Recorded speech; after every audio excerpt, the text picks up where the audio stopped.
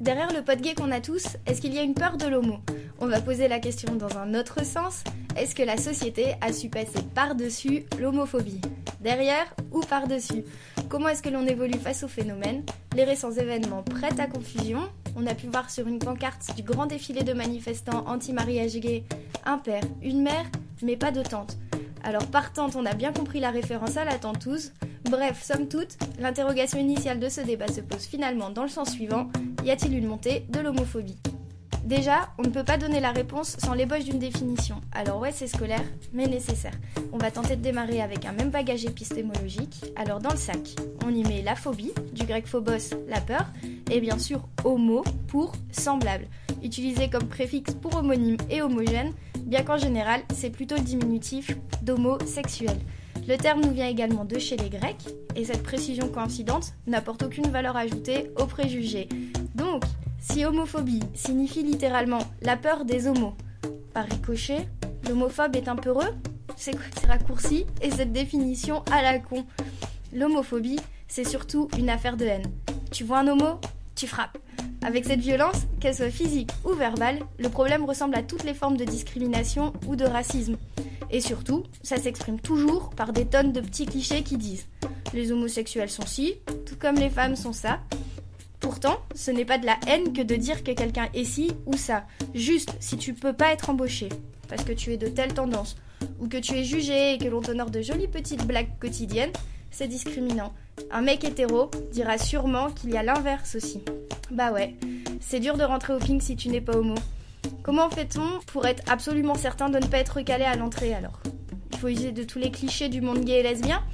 D'ailleurs, si on reste sur les idées reçues, il y a celle-là. L'homosexualité vient d'une aversion pour le sexe féminin. Entre nous les mecs, il vous est jamais arrivé d'avoir une attirance pour quelqu'un du même sexe? Ce n'est pas avoué pour ne pas remettre en cause votre virilité?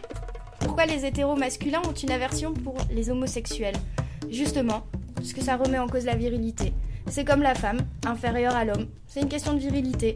La même raison pour laquelle les homos sont considérés comme des gonzesses. C'est ça l'insulte d'enculé, dans un rapport de dominant-dominé.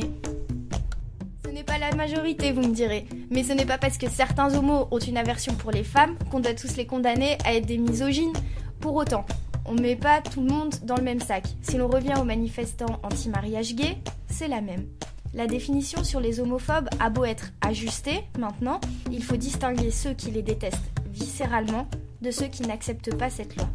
La morale ambiante dans les cortèges reprend souvent le sentiment de peur, genre la crainte que cela devienne une façon légale de détourner la filiation des enfants. C'est là qu'est le débat. Que vont devenir les enfants procréés artificiellement ou à l'aide d'une mère porteuse? Devra-t-on nier leurs origines biologiques? Ça peut créer des troubles, quoi qu'on en dise. Et ça, c'est déjà une réalité pour les personnes adoptées. Cela va donc bien plus loin que les seules réflexions sur l'absence d'un autre modèle, un référent du sexe opposé.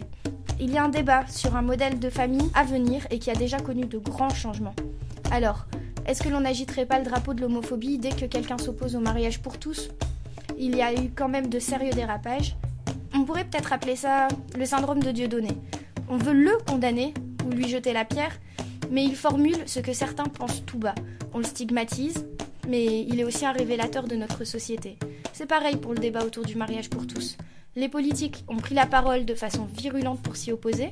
Ils ont légitimé le passage à des actes violents, physiques ou verbaux.